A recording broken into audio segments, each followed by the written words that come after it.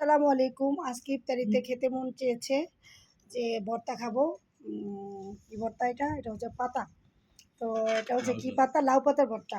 দেখতেই পাচ্ছেন কাঁচামরিচ, তারপর রসুন সব কিছু দিয়ে আমি একটা ইলিশ মাছের ল্যাঞ্জা ভেজে নিয়েছি।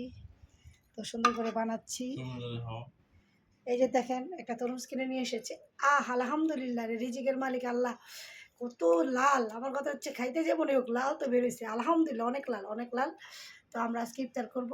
এই আমাদের ইফতারের আইটেম ভর্তা এবং এই না এই ট্রেন রাখলে চলবো। আমি তো তরমুজ বেশি খাই না।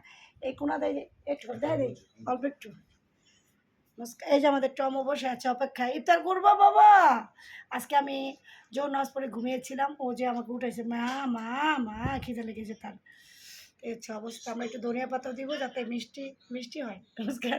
ধনিয়া পাতা দিব যাতে ঘ্যারান হয়।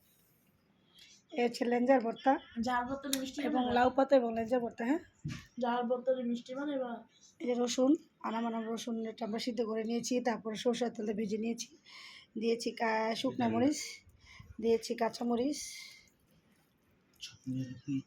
যাও থুয়া টেবিলে থুয়া, এই যত পারো না যাও, সরাইছি।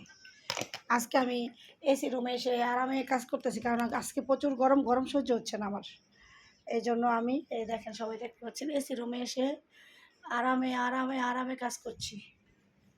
এই যে আমাদের টমও আরামে আরামে আছে পুরা। অনেক গরম ছিল